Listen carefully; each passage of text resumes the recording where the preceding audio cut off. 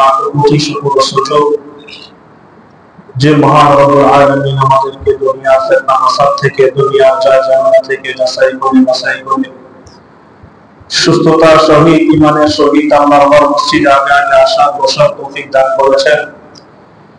এজন্য অন্তরস্থল থেকে উচ্চ আওয়াজে জবান খুলে কালিমাত শুকর আদায় করি, সকলে বলেন আলহামদুলিল্লাহ। মহান রব্বুল আলামিন আমাদেরকে এই মহল্লা থেকে, এই সমাজ থেকে, হাজার হাজার মানুষ থেকে, শত শত মানুষ থেকে সুস্থ রেখে ইবাদতের নিয়তে, ইবাদতের উদ্দেশ্যে আল্লাহর মসজিদে আসার তৌফিক দান করেছেন। আমার মতন, আপনার মতন অনেক মানুষ এখনো দুনিয়ার যা যেমন ব্যস্ত, দুনিয়ার রং তামাশায় ব্যস্ত, দুনিয়ার বাড়ি ঘর জায়গা জমি কাজবাজ চাকরি বাকরি ব্যবসা বাণিজ্য খামার নিয়ে ব্যস্ত। তাদের কানেও আযান পৌঁছাইছে, আপনাদের কানেও আযান পৌঁছাইছে। তাদেরকে আল্লাহ তাআলা এখনো পর্যন্ত তৌফিক দেন নাই, আপনাদেরকে তৌফিক দিয়েছেন। এই জন্য আবার শুকরিয়া জ্ঞাপন করেন আলহামদুলিল্লাহ।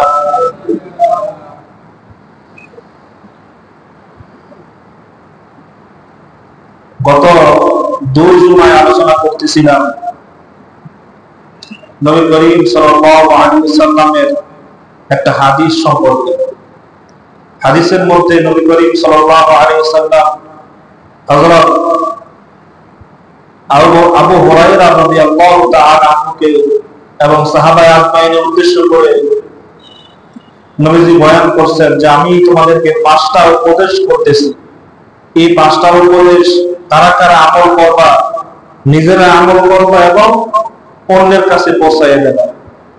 হযরত আবু হুরায়রা রাদিয়াল্লাহু তাআলা বলেন, আমি আপনার এই 5টা উপদেশের প্রতি আমল করব এবং অন্যের কাছে পৌঁছে দেওয়ার চেষ্টা করব। 1 নম্বরে নবী করিম সাল্লাল্লাহু আলাইহি ওয়াসাল্লাম বলেন, তুমি যদি হারাম কাজ ছেড়ে দাও, তুমি যদি হারাম কাজ ছেড়ে দাও তাহলে সমাজের মধ্যে তুমি সবচেয়ে বেশি ইবাদত গুযার হিসেবে পরিচিত হয়ে যাবে। 2 নম্বরে তিনি উপদেশ দিয়েছেন, তোমার তকদীরে, তোমার ভাগ্যে যা আছে তার উপর সন্তুষ্ট থাকো, তাহলে তুমি দুনিয়ার মধ্যে সবচেয়ে বেশি ধনী হয়ে যাবে। 3 নম্বরে তিনি উপদেশ দিয়েছেন যে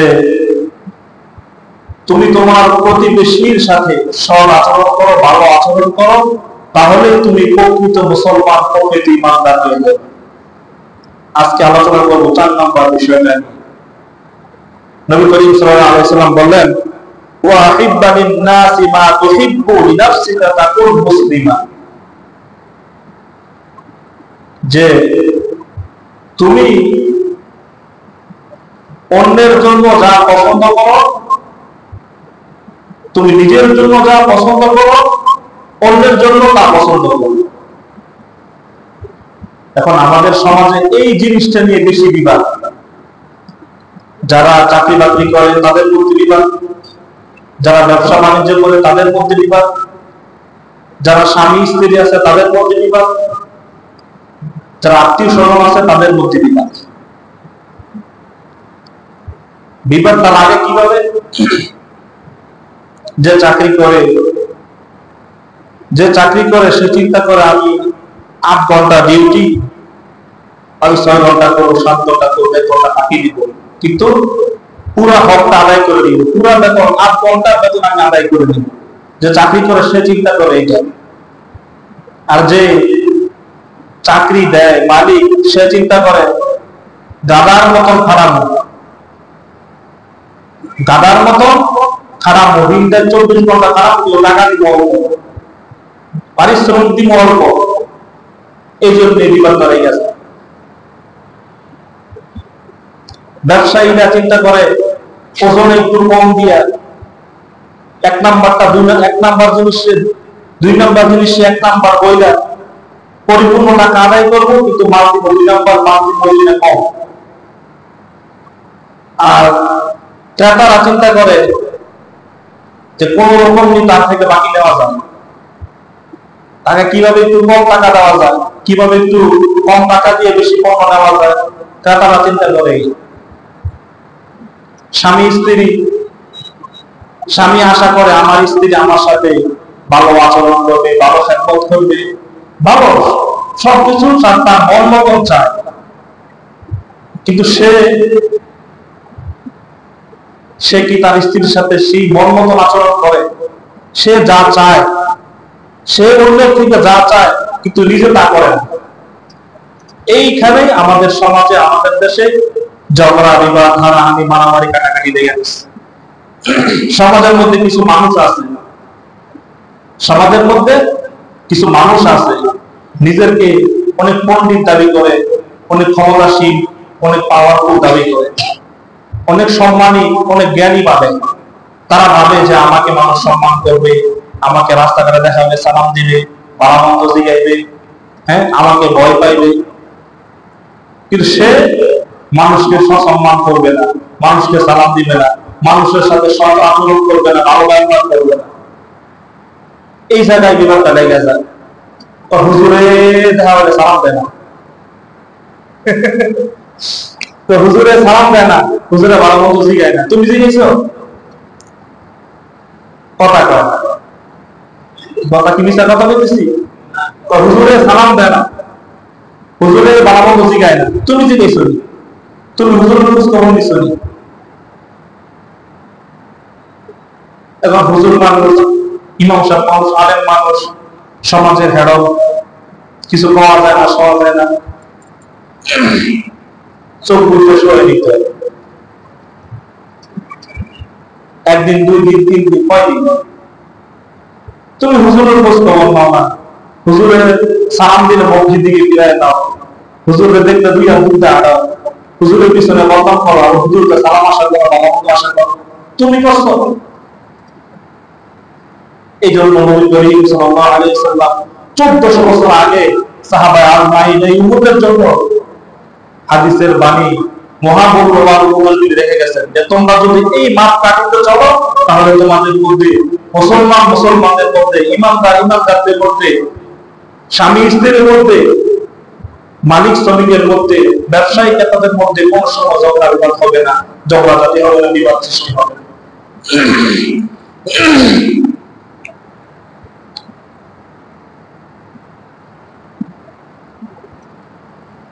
আল্লাহ নবী করিম সাল্লাল্লাহু আলাইহি ওয়াসাল্লাম হাদিসে বলেন, আল মুসলিমু মান সালিমাল মুসলিমুনা মিন লিসানিহি ওয়া ইয়াদিহি। প্রকৃত মুসলমান ওই ব্যক্তি যার মুখ হতে, যার মুখ হতে এবং হাত হতে অপর মুসলমান নিরাপদ থাকে। এই হাদিসের মধ্যে তার পাশে সব কিছু। প্রকৃত মুসলমান ওই ব্যক্তি যার হাত এবং মুখ হতে অপর মুসলমান নিরাপদ থাকে।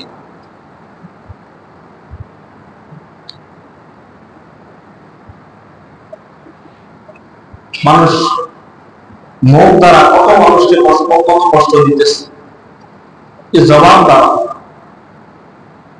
জবান এত ধারালো জিনিস, আপনি দুইটা খাবার দিয়ে দিবেন, 2 দিন পরে শেষ। কিন্তু জবান দ্বারা আপনি আঘাত করবেন, এই আঘাত কেমন পর্যন্ত অন্তরের মধ্যে খোলা হয়ে থাকে, এটা যায় না, মোছে না। মিন লিসানিহি ওয়া ইয়াদিহি, আগে জবানের কথা বলছে, তারপরে হাতের কথা বলছে। মানুষের জবান এত মূল্যবান, আবার মানুষের জবান এত খারাপ।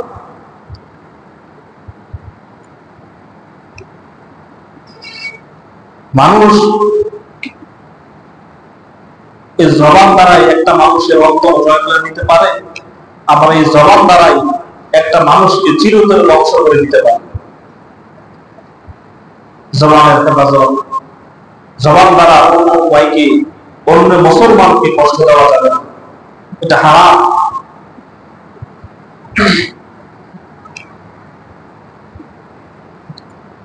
সবসময় চিন্তা করি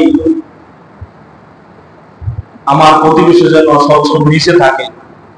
যদি শুনতেছি যে সে একটু উপরে উঠতেছে, তার সম্মান উপরে যাইতেছে, সে একটু ধনী হয়ে যাইতেছে, তার ছেলে মেয়ে একটু ভালো হয়ে যাইতেছে, তার ছেলে মেয়ে বিদেশে দিয়ে ভালো ভালো টাকা ইনকাম করে দেশে বানাইতেছে, ভিতরে ক্ষোভ, ভিতরে অহংকার, ভিতরে হিংসা চলে আসে। কেউ যদি খালি একটু উপরে উঠে তারা কিভাবে নামানো যায় সে চিন্তা বিভোর হয়ে যায়, সারাক্ষণ চিন্তা করে তার কিভাবে নামানো যায়। আশরাফুল মাখলুকাত, সৃষ্টির সেরা জীবন, আমাদেরকে আল্লাহ তাআলা সৃষ্টির সেরা জীব হিসাবে বানাইছেন, সম্মান দিয়েছেন। ফেরেশতাদের চেয়েও বেশি সম্মান আল্লাহ তাআলা মানুষকে দিয়েছেন। ও সেই মানুষ এক মানুষকে কিভাবে কষ্ট দিতেছে। বর্তমান সমাজে দেশের দিকে তাকাইলে মনে হয় মানুষ আর মানুষ নাই, কুকুরের চেয়েও নিকৃষ্ট মানুষ হয়ে গেছে। একটা কুকুরের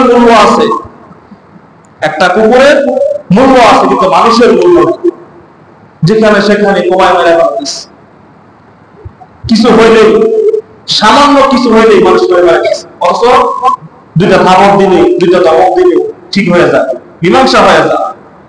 অথচ সামান্য একটা বিষয় হয়েছে, কেন হাসছে, সে হাসলো কেন, তারে গায়ে মেরে মেরে দিচ্ছে। আরে এটা কি আচর?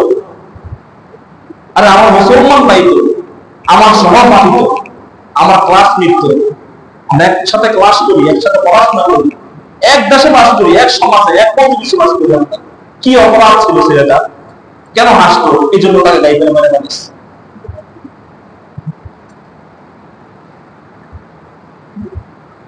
মানুষ কতটা নিকৃষ্ট হয়ে গেছে আমরা।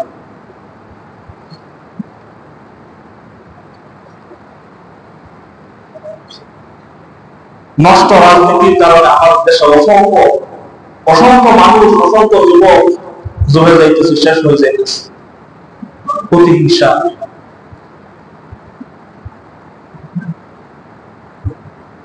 আল্লাহ তাআলা আমাদেরকে হেফাজত করতে সহায়তা করুন, আমিন।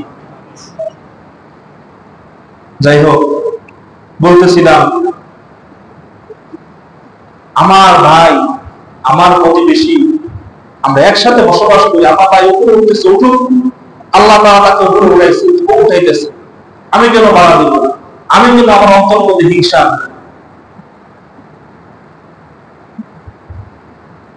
আল্লাহ যদি মানুষকে সম্মান দেয় তাহলে আমি কি করতে পারি? আল্লাহ তাআলা তাকে সম্মান দিয়ে উপরে উঠাইছে, আল্লাহ তাআলা তাকে ধন সম্পদ দিয়ে উপরে উঠাইতেছে, আল্লাহ তো দিছে। তুমি তার বান্দা হইয়া কেন আল্লাহ তাআলার বিরুদ্ধে কথা হইতেছ? তুমিও তো আল্লাহর বান্দা, তুমি তো আল্লাহ যেটা সন্তুষ্ট হইয়া তার উপর উঠাইতেছে, তারা সম্মান দিচ্ছে, তুমি তো আল্লাহ সন্তুষ্টির বিরুদ্ধে করতেছো। নাউজুবিল্লাহ। শিরক যে কি জিনিস, প্রতিটা কদমে কদমে, প্রতিটা মুহূর্তে মুহূর্তে শিরক, আমরা বুঝতে পারতেছি না। এই যে আমরা হিংসা করি না, এই হিংসাটা কিন্তু শিরকের পর্যায়ে চলে যায়। সম্মান দেওয়ার মালিক কে? জোরে বলেন, আল্লাহ। ছেলে সন্তান, ধন সম্পদ দেওয়ার মালিক কি? আল্লাহ। তুমি কেন হিংসা করতেছো? আল্লাহ হুকুমের বিরুদ্ধে যায়, তুমি কেন তার বিরুদ্ধে হিংসা করতেছো, তার বিরুদ্ধে ষড়যন্ত্র করতেছো?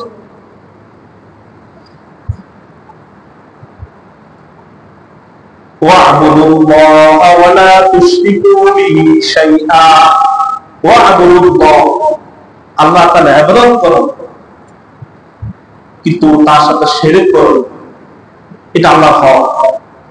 শিরক করা যাবে না, তার ইবাদত করো, শিরক করা যাবে না। এই শিরক থেকে যে বাঁচতে পারে সেই প্রকৃতি বাঁধা, তার ইবাদত কবুল।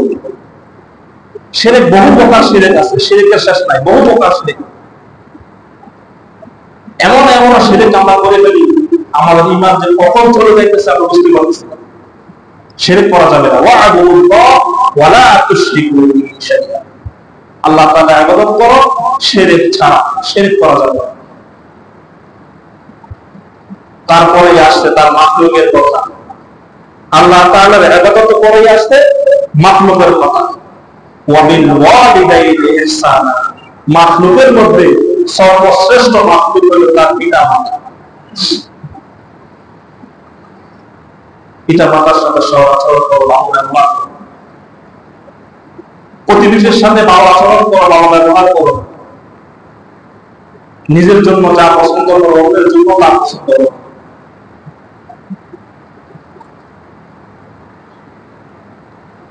আশরাফুল মাখলুকাত আল্লাহ তাআলা আমাদেরকে বানাইছেন হিংসা করার জন্য না, বিদ্বেষ রাখার জন্য। পারলে সহযোগিতা করো, পারলে সাহায্যের হাত বাড়ায় দাও। যাই হোক, তোমার আপন ভাই হোক, আপন চাচা হোক, পিতা মাতা হোক, প্রতিবেশী হোক, সমাজের মানুষ হোক, অথবা ভিন্ন দেশের ভিন্ন মানুষ হোক, ভিন্ন ধরনের মানুষ হোক, কাফেরদের সাথে, বেঈমানদের সাথে ভালো আচরণ করার জন্য বলছেন না। পারলে ভালো আচরণ করো, সহযোগিতা হাত বাড়ায় দাও, কিন্তু বিরোধী করো না, কষ্ট দিও না, হিংসা বিদ্বেষ অন্তরের মধ্যে জড়াই করো। বনি ইসরাইলের এক মহিলা, খারাপ মহিলা, তাদেরকে আমরা বলি বেশ্যা মহিলা, জেনাকারী মহিলা। এই মহিলা সামান্য নিকৃষ্ট সবচেয়ে নিকৃষ্ট প্রাণী হল কি? কুকুর। সামান্য একটা কুকুরের একটু খ্যাতমত, একটু অন্তরে মায়া হচ্ছে কুকুরের প্রতি, আল্লাহ তাআলা তাকে মাফ করে দিয়েছে। কুকুর এত নিকৃষ্ট যে কুকুর যদি কোনো জায়গায় মুখ দেয় 3 বার 5 বার 7 বার ধোয়া লাগে। যদি কাপড়ে লাগে, কুকুরের শরীর ভিজা থাকে, এই ভিজা অংশ যদি কাপড়ে লাগে, ওই কাপড় ধুতে হয় 3 বার। এত নিকৃষ্ট পানি।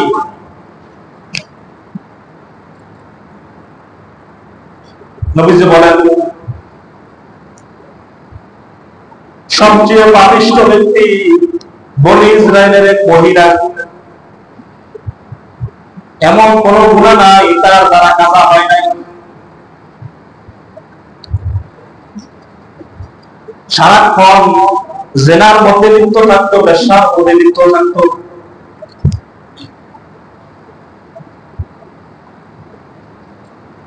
বয়স মোটামুটি শেষ হয়ে যাইতেছে। একদিন বাজার থেকে বাড়ির উদ্দেশ্যে রওনা দিছে।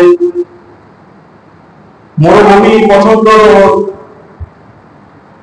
মরুভূমির মধ্যে একটা কুকুর ক্লান্ত হয়ে জিহ্বা বাইর করে বসে আছে, রুটা যায় যায় অবস্থা।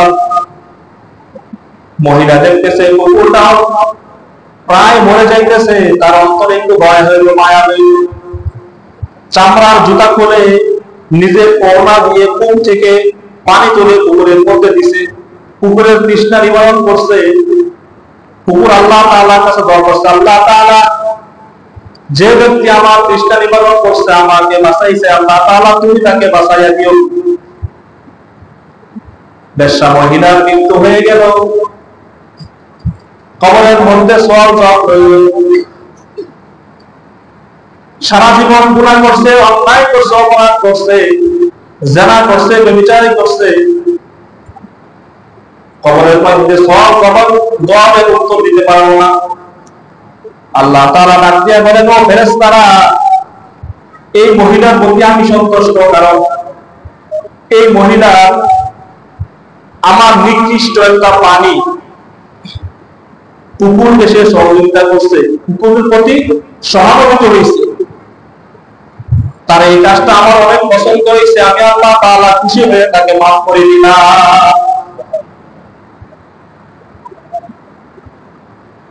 নিকৃষ্ট পানি কুকুরের প্রতি যদি এতটা একটু সহানুভূতি হয়, এই ওসিলা যদি আল্লাহ তাআলা মাফ করে দেয়, আমরা আশরাফুল মাখলুকাত, সৃষ্টির সেরা জীব, এই সৃষ্টির সেরা জীবের প্রতি যদি আমরা একটু সদয় হই, একটু সহানুভূতি হাত বাড়াই দিই, একটু সহযোগিতা করি, আল্লাহ তাআলা কি আমাদেরকে মাফ করবে না? সম্মানিত হাজিরিন,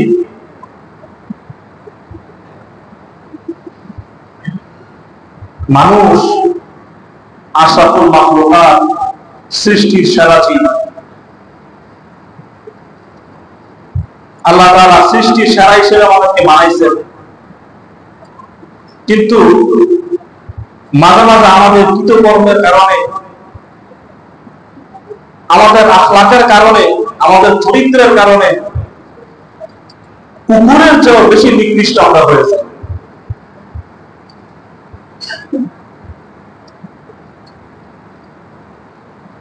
হসনে মুআমালাত, মুআশারাত, এগুলো অন্তরের মধ্যে থাকা চাই। মুআমালাত ঠিক করতে হবে, মুআশারাত ঠিক করতে হবে, মানুষের সাথে আচার আচরণ ব্যবহার এগুলো ঠিক করতে হবে।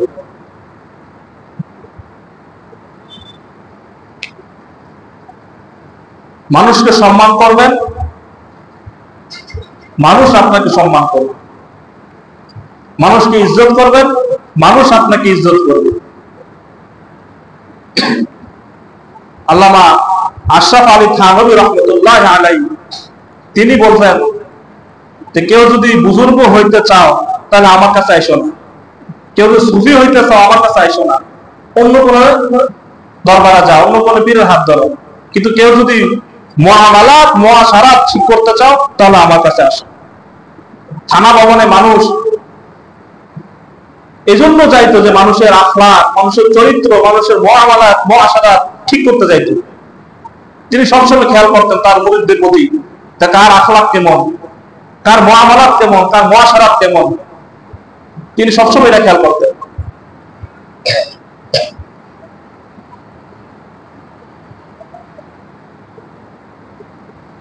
মাখলুকের প্রতি মুহাব্বত, মাখলুকের প্রতি ভালোবাসা, মানুষের প্রতি ভালোবাসা,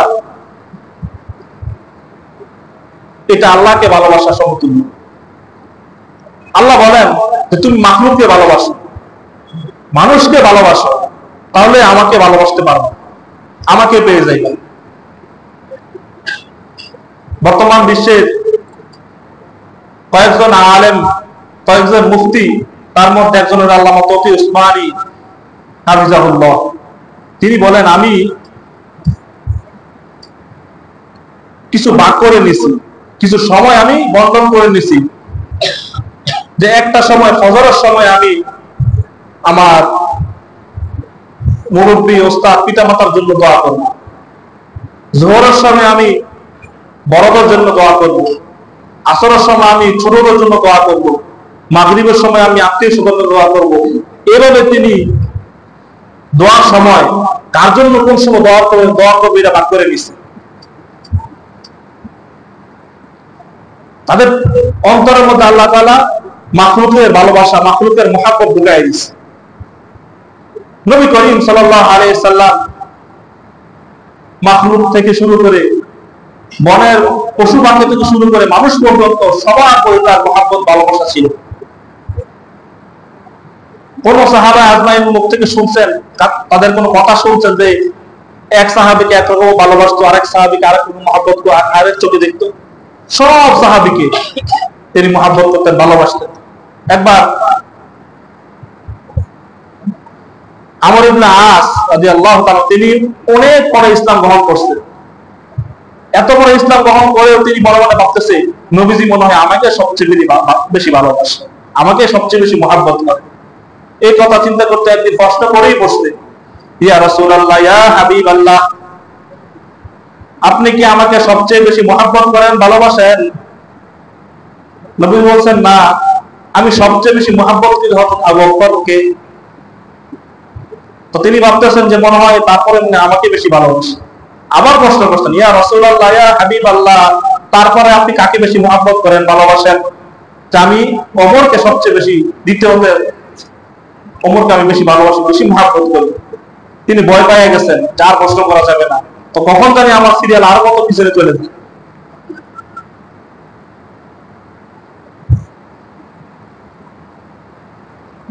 অন্তরের মধ্যে মুহাব্বত ভালোবাসা রাখা চাই, হিংসা বিদ্বেষ না, অহংকার না। নিজের জন্য যা পছন্দ করবেন অন্য ভাইয়ের জন্য তাই পছন্দ করবেন। আপনি যেমন আশা করবেন মানুষ থেকে, সমাজের মানুষ থেকে আপনি যা আশা করবেন, আপনিও চেষ্টা করবেন মানুষের জন্য তা দেওয়ার জন্য। যে আমি তো চাই আমাকে সবাই সালাম করুক, সবাই সম্মান করুক, সবাই ভালো চোখে দেখুন। আপনি মানুষকে সালাম দেন, মানুষকে সম্মান করে ভালো চোখে দেখেন, তাহলে আপনার সম্মান ধীরে ধীরে বেড়ে যাবে। আল্লাহ তাআলা আমাদেরকে মানুষের প্রতি সহমর্মিতা হওয়া, মানুষের প্রতি ভালোবাসা মহব্বত রাখার তৌফিক দান করুন। সবাই বলে আমিন। অন্যের ক্ষতি, অন্যের প্রতি হিংসা বিদ্বেষ রাখা, এটা কিন্তু কবিরা গুনাহ। শুরুতে তো বলছিলাম যে অহংকার, হিংসা, এগুলো কিন্তু শিরকের পর্যায়ে চলে যায়। আপনার প্রতিবেশী হোক, আল্লাহ তাকে সম্মান দিছে, তাকে ধন সম্পদ দিছে, হিংসা করবেন না, দোয়া করে আল্লাহ তাআলা আরো বাড়ায় দেয়। অন্যের জন্য দোয়া করবেন, আল্লাহ তাআলা আপনার দোয়া আগে কবুল করবেন। সবার প্রতি, সমাজের মানুষের প্রতি মুআমালাত মুআশারাত ঠিক করবেন। এটা ঠিক করা চাই। মুআমালাত মুআশারাত খারাপ হলে সমাজের মধ্যে চলতে আপনার কষ্ট হয়ে যাবে। আখলাক চরিত্র খারাপ হলে মানুষ থেকে আপনার সম্মান উঠে যাবে। এজন্য আল্লাহ তাআলা আমাদেরকে মুআমালাত মুআশারাত ঠিক করার তৌফিক দান করুন। সকলে বলে আমিন। উত্তম আখলাক, উত্তম চরিত্রের অধিকারী আমাদেরকে আল্লাহ তাআলা বানায় দেন। সকলে বলে আমিন। ওয়া আখিরু দাওয়ানা আলহামদুলিল্লাহি রাব্বিল আলামিন ওয়া মা আলাইনা ইল্লাল বালাগ। যারা সুন্নাত পড়েন নাই তারা তওবা করুন।